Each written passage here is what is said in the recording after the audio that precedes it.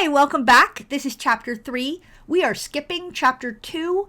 Chapter 2 is all about the real basics of stuff that I think you learned in bio and chemistry. It's things like what is an atom, what is water. If you need or want to review that, you absolutely have access to that in the textbook, and I'm happy to answer questions about it. But today we're going to move in much more about how those things are incorporated into ecosystems. If we need to go back and review a little bit about atoms and water, I'll add those in as we come into more detail in the lectures. We're going to do 2 different videos. I will do them in the same way I did the Chapter 1 videos. So there'll be an assignment posted that you have to watch the video and answer questions during the video. I think there are 5 questions in part 1 of this video. I haven't done them yet, but I think there's 5. The video will pause, you answer the question. They are worth 0 points, but what they do is allow me to see how well you understand if I need to cover something else, and they help me sort of gauge what's going to happen on the exam. Before I get there, they let you practice what's going to happen on the exam and the concepts. So let's get started. I want to talk starting today about the big components that make life actually possible on Earth. And we're going to start out by dividing those into 4 big systems. Now, over the course of the class, we're going to focus on, we have different lectures on each of these 4 systems, but I want to give you a brief overview, starting with the atmosphere. Earth is surrounded by a layer of air. That's our atmosphere. And we divide that layer of air into different levels, depending on wind movement, depending on what is in the air, depending on the temperature. And we will expand on this as we get into weather and climate somewhere around spring break. Today, I just want to talk about 2 layers in the atmosphere. The layer we live in, which is the troposphere. This is basically from where life occurs all the way up to about 8,000, maybe a little more meters. So that's really, really high, but that's about the tip of Everest and then a little bit higher. Depending on where you are on planet Earth, the troposphere can be bigger or thicker or thinner, and we'll talk about how it changes as we get above the poles versus above the equator. The layer outside the troposphere is the stratosphere. The stratosphere is relevant to us as living things because it contains a high level of ozone. Ozone is a molecule with 3 oxygen atoms tied together. That ozone actually protects us from a worst of the damage of the UV rays coming from the sun. Without the layer of ozone in the stratosphere, the sun would actually just cook us. So it's a protective layer. It goes to about 50 kilometers above us. Outside of that, there's the mesosphere and the thermosphere. We don't worry about that too much when we talk about living things on Earth, but I will bring them up as we get to the atmosphere discussion later on in the class. There's also the hydrosphere. Hydro means water, so we're going to talk about hydroelectric power. We're going to talk about hydrology. This is water. Sphere is sphere. The hydrosphere of Earth includes all the water, vapor, liquid, ice, all of the available and unavailable water on the planet. Now, sort of as a note going forward, our oceans make up about 97% of all of the available water on Earth. Earth is somewhere around 75 to 78% water. Most of the water in that portion of Earth that is water, the hydrosphere, is not available to us. We can't use it because it's salt water or it's bounded up in ice. It's so far deep we can't access it. The available water that humans can use is only about 2.5% of the water on Earth, so very, very little. If you look at this picture, this is the blue marble picture we had in the last lectures in Chapter 1. You can see that this planet that we live on is primarily made out of water, and most of that water is something we cannot drink. The geosphere is the upper portion of the Earth's crust. The crust is the layer on the outside of where the inside of the planet is actually hot, liquid, melting metal. The geosphere is everything from the soil to the rocks. All of our non-renewable fossil fuels are in here, things like coal and oil and natural gas. We'll look at this in 2, maybe 3 different lectures.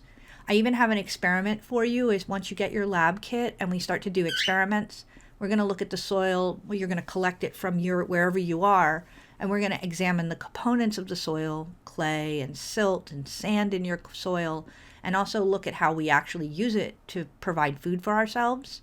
We also have a lecture on rocks and where rocks come from and how we get different essential minerals and manufacturing compounds from the rocks that we use that are part of the geosphere. And finally, the biosphere. This is where we live.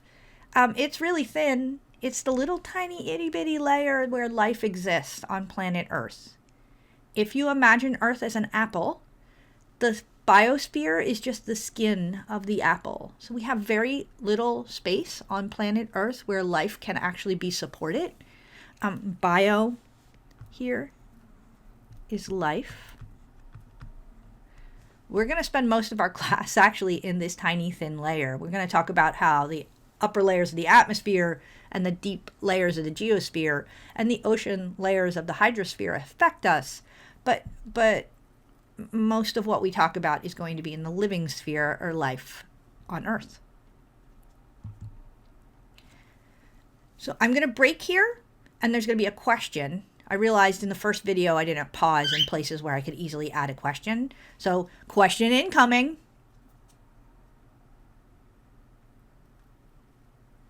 And then that gives me a chance to post it and start again. So how did you feel about that? That should be a little bit about how I would ask you questions about, we had 4 major systems. Were you comfortable with them yet? On the exam, similar questions, except then they will be worth points. So let's talk about some things that make life on the biosphere work. Our Earth is a very complicated, extremely large system, but remember we're kind of floating in outer space, and outer space isn't providing a lot of support for us. Almost everything we have on Earth is stuff that is contained on our planet, except for the energy. Energy comes from the sun. And for almost every living thing on Earth, and there are a few things we think actually get their energy from hydrothermal vents underneath the ocean, but they are a different conversation because they actually work in a completely different way. But all of our energy for this class is going to ultimately come from the sun. Energy flows through systems. It comes from outer space. Things on Earth, like plants, can trap that energy and convert that energy into a form that the rest of organisms can use. When the sunlight strikes the atmosphere, only some of it gets through. Some of the damaging rays from the sunlight are trapped in the stratosphere and that UV layer. Other bits of sunlight, as they strike the molecules in the troposphere, the place where we live, carbon dioxide, water vapors, and other molecules that we're going to talk about as we talk about the air and air pollution, bounce some of that light back or trap some of that energy from the sun in to our planet, and it keeps our biosphere warm enough that we can actually live here. Without the sunlight shining on the Earth, nothing could live here. We get all our energy from it, but it also keeps it warm enough for life to exist. All of the molecules that we use, so energy is a way to cause change, but it's not made out of molecules.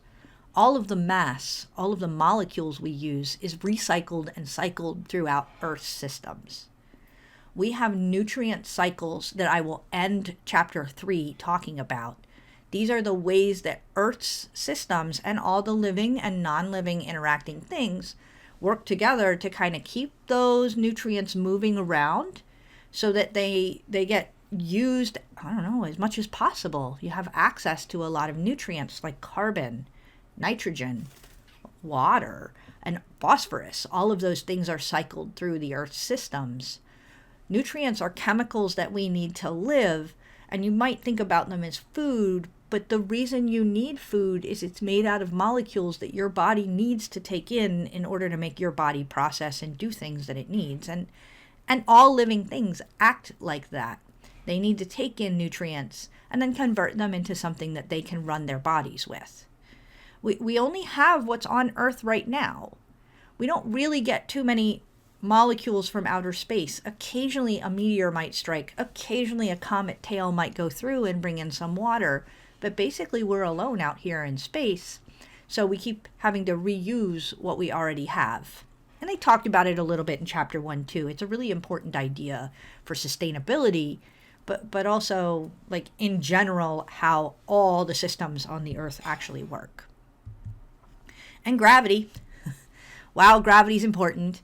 We're going to see how a lot of the cycles we start with are going to start with the sun and gravity to help them keep moving. The gravity allows the earth to hold on to its atmosphere. It pulls things down to the center of the earth. It actually enables the cycling of water and other nutrients so that we can keep those things flowing and moving. It's unlikely that we're going to run out of gravity, so it doesn't fit into that principles of sustainability, but it's still a major factor that makes life and frankly just Earth work the way that it does.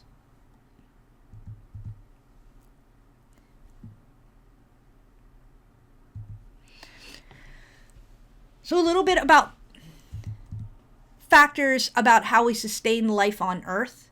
I defined ecology the first day. I'm going to define it again. This is the same definition. I've just added in some other parts. Ecology is the study of how living organisms interact with the living and the non-living parts of their environment. For the word living, I want to use biotic from now on. Bio, again, is life. I hope my head's not over this. I'll write it here just in case. Biotic. Biotic is the living things. Abiotic, if I put a in front of a word, it means that it is not. This is not alive.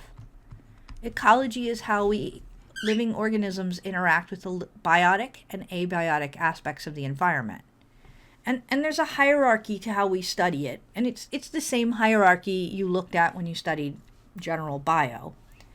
We can look at it from atoms or a molecule point of view, but then I normally want to, in ecology, build it up into living things. This is a hierarchy. And a hierarchy is like an increase in size or an increase in status. There's a hierarchy to who's in charge at work. There might be a hierarchy to who is going to inherit the throne next in Britain. A hierarchy is the order of things. Atoms are the smallest unit we really look at in biology. Smaller if you're going to look at some particle physics, but for us it's atoms. Atoms are things like carbon, oxygen, hydrogen, and nitrogen. Molecules are when I put atoms together. So molecules like carbon dioxide or water are molecules that are incorporating different atoms together. And often when I put atoms together, new properties emerge. Those molecules act differently than the atoms that they are comprised of. Cells are alive. When I put molecules together in the right order and the right molecules, I can assemble an organism that is actually alive. Cells are the smallest unit of life. And over here in the picture's going the other way. You put your cells together in tissues, in organ systems, and you get an organism. An organism is a thing that is made out of many cells, or if you are a single-celled organism, just your one cell. But this is an individual that is alive. This is an individual that regulates itself, it interacts with the environment, it reproduces and passes its genes on. It's an individual that is alive. You personally are an organism. You are made out of cells. Wow, that's not how you spell that at all. Cells of cells. Your cells are made out of molecules. Your molecules are made out of atoms. A population is a group of organisms that are the same species and are in the same place. So a species is actually a little bit broader than a population. We're going to look at some species as part of this class and that are comprised of more than 2 or 5 populations. Those populations occasionally interact with each other. They occasionally make babies together, but often they're pretty isolated from themselves. Populations are groups of individuals that are breeding and making babies together. different populations of different species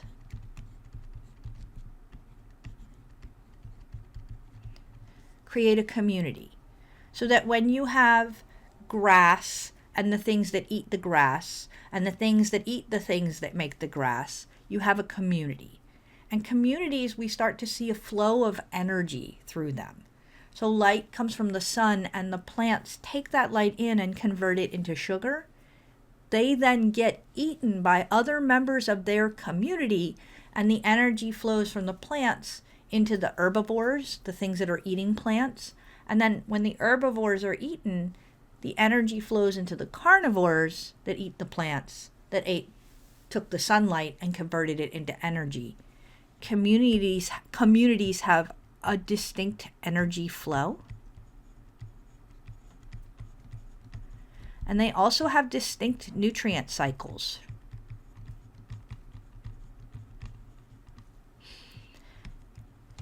When I add in the ecosystem, I'm adding in my community, and then the rocks, the salinity, the levels of salt, how much precipitation.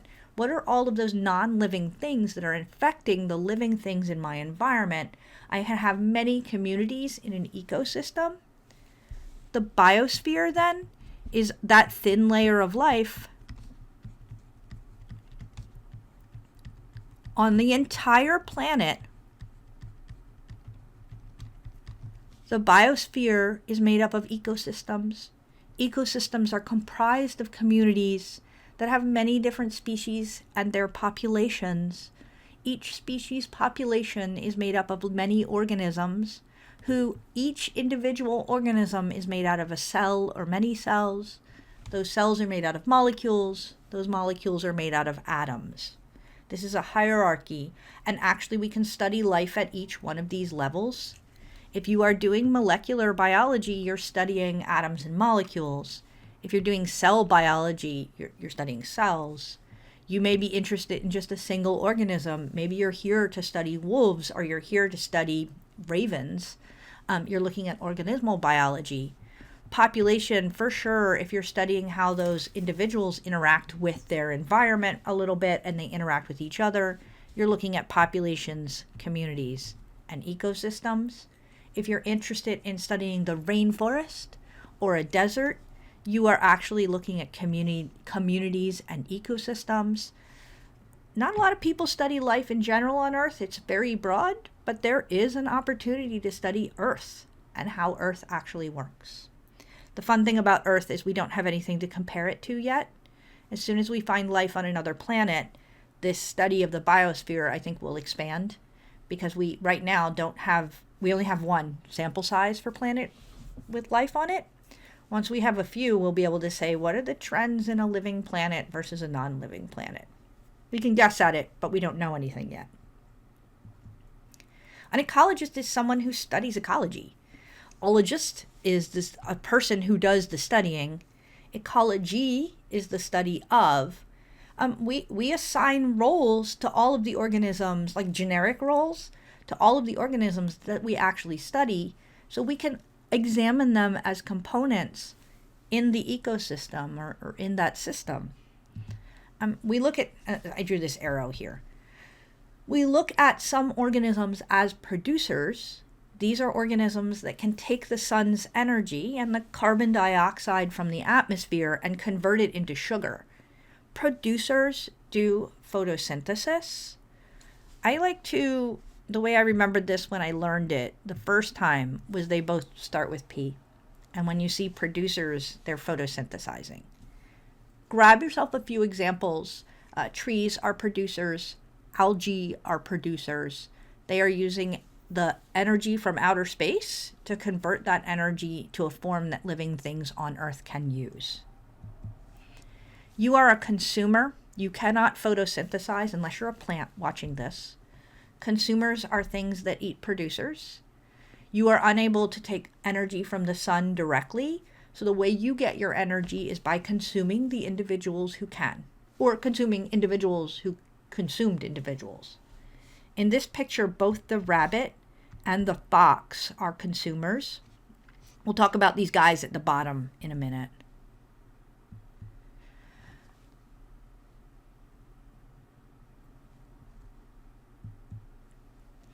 Producers are organisms that can convert sunlight and carbon dioxide into sugar. Another way of describing them is autotrophs or self. Auto is self. Troph is feeder. They're self-feeders. They make their own food. They do photosynthesis. I think in bio you did quite a lot of photosynthesis. We are not doing the whole biochemical reactions there, but I'd like to bring you back to what the big idea of photosynthesis was. Carbon dioxide from the air, plus water, maybe the water you use to water your plants, plus light energy from the sun, is used during the process of the light-dependent and the light-independent reaction, the Calvin cycle, to convert these things into sugar. This is C6H12O6. It's glucose. And it gives off oxygen as a byproduct. In your book, they talk a lot about oxygen as being something they are trying to produce. I take a little issue with that. And just because I teach a lot of Gen Bio too, oxygen is a byproduct here. It is a very, very, very lucky thing for us that it's being produced, but that's not the end game. This is where we store the energy from the sun. If you're a plant, it's inside the excited molecules inside of glucose. Plants generate energy in the form of glucose, and they give off the byproduct oxygen gas, which is awesome because that's what we breathe. Now, it circled over it a little bit, but here, FYI, as you're starting to think about how you're going to develop this into your argument papers and your position papers, I would consider this sort of a piece of information here that might help you. We are taking this process and modifying it and trying to mimic it to make better photovoltaic cells or the solar panels that sit on people's houses or everywhere. If you're keen on this article will take you into more depth on it, but it's important.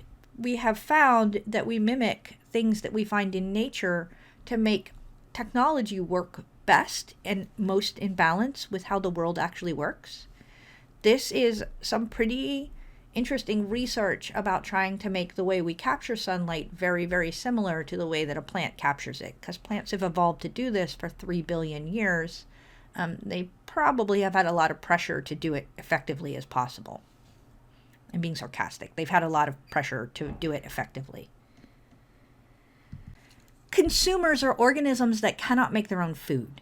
You are a consumer. You can't photosynthesize. You are not an autotroph. You are a heterotroph. Hetero means different. Troph means to eat. Different.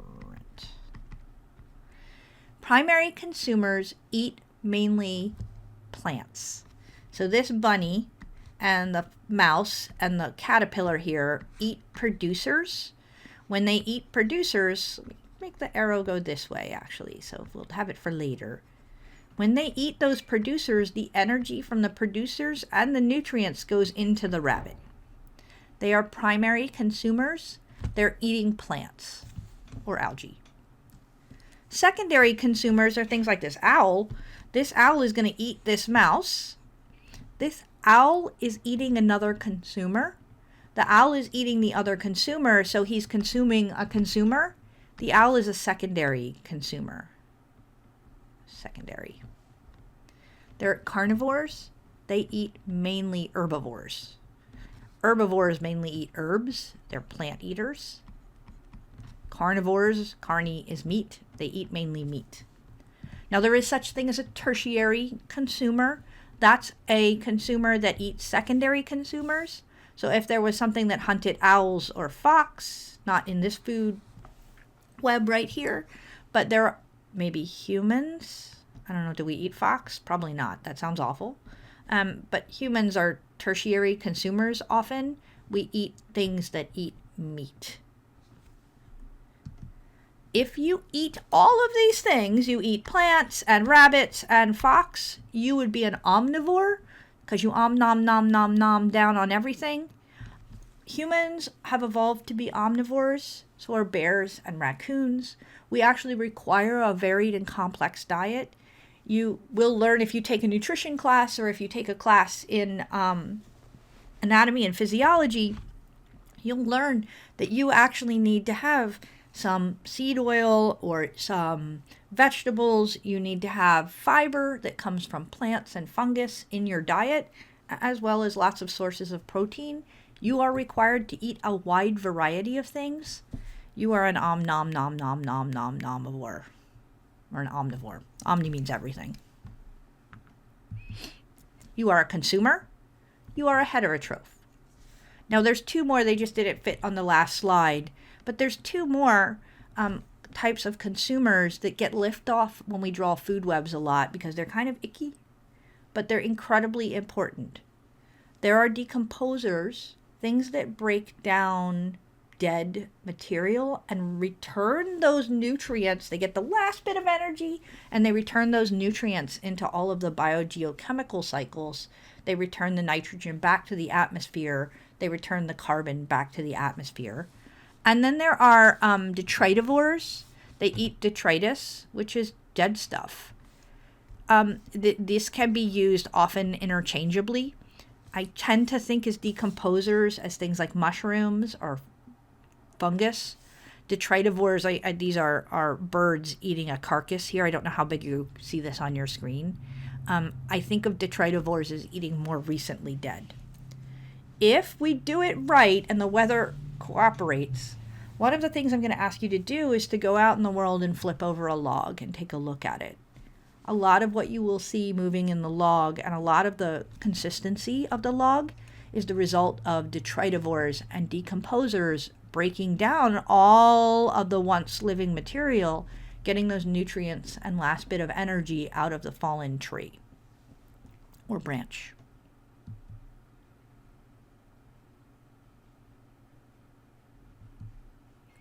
So we had heterotrophs and autotrophs.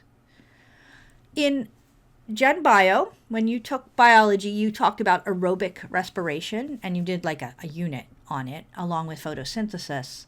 Again, I am not going to ask you to recreate what the mitochondria do or the biochemical pathway there. I'm just going to ask you to remember the main idea. Living things on Earth convert some sort of molecule into usable energy. Most of the things that we are going to encounter do something called aerobic respiration. This means that when they break down molecules into usable form for the body, they're doing it in the presence of oxygen. Air actually means oxygen. Respiration is the process of breaking sugar down to carbon dioxide and energy with water as a byproduct. You do this. You take in sugar in your body, you breathe the air in, and you do a whole bunch of processes using your mighty mitochondria, that's the powerhouse of the cell, and you exhale carbon dioxide. That's the remains of your sugar. Water as a byproduct, and you get ATP and cell energy that you can then use to power your body. Some of the things we might talk about are anaerobic respirators. An means without. They do it without oxygen, without air. You might call that fermentation. When they do their process of breaking down sugar, they do it in the absence of oxygen. Depending on what kind of organism it is, it might release methane gas, ethyl alcohol. This is actually a process we take advantage of to make alcohols and breads. Hydrogen sulfide is going to be a byproduct of some of the organisms we're going to talk about. These are going to play a role later when we talk about what's happening in the atmosphere and the types of gases that appear in the atmosphere and maybe cause us trouble or help us. And then I want to flip down and talk about, like, we have all these decomposers and we have these food chains. That's all happening on the Earth, and the Earth is surrounded by a layer of life. The bottom layer between life and the inside of the Earth is partially soil. Soil is not just dirt. Dirt is what happens when you bring it inside of your house and you're like, oh, heck, I just got it all over my floors. That's dirt. Soil is the place where our food comes from. plant roots, and we come back, we have a whole lecture and a lab on soils. So just some highlights here.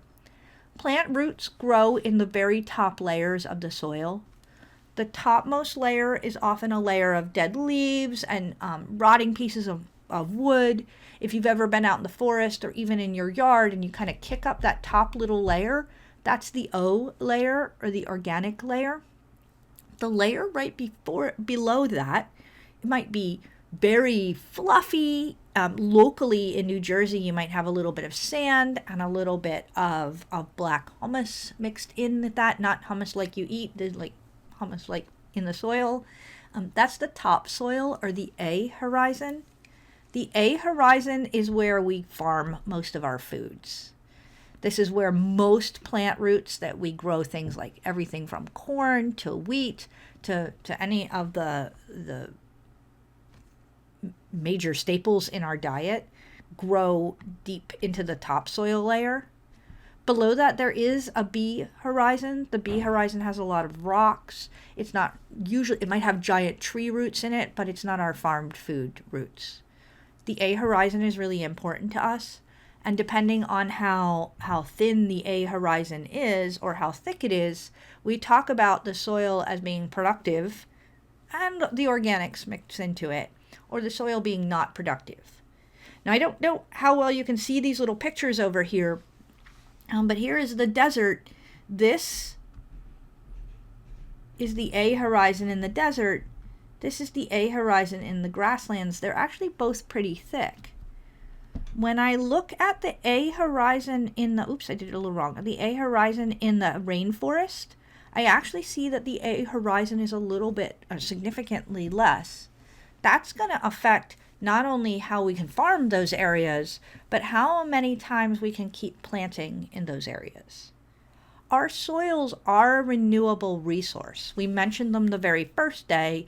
They're part of our natural capital. The soil here is something that the earth provides for us as a resource that we can use, but only if we take really good care of it. If we have poor farming practices, if we have a lot of erosion, if we deplete all of the things in the soil, that soil becomes unproductive for us, and that's where our food comes from. And even if you're sitting here and you're like, I only eat meat, I'm a complete carnivore. If you're a carnivore, you still eat animals who get all of their food from the soil level. Every year, 3 million hectares, that's a lot of land, are made unusable by erosion. That's just the soil washing into the water. And this actually happens fairly slowly. The U.S. the U.S. Soil Service, and there's extension offices in every county. In New Jersey, you would go to the Camden County Soil Resources Office, helps farmers and everyday people who are gardening and taking care of their yard to maintain and improve their soil. It is one of the main keys to making sure that we are living in a sustainable way.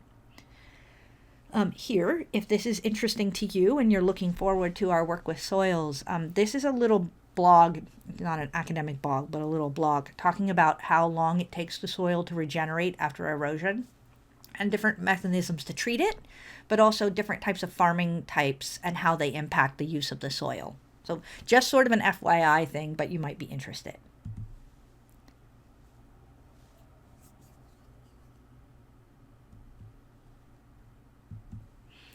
So with that, that's the end of what I have for you today.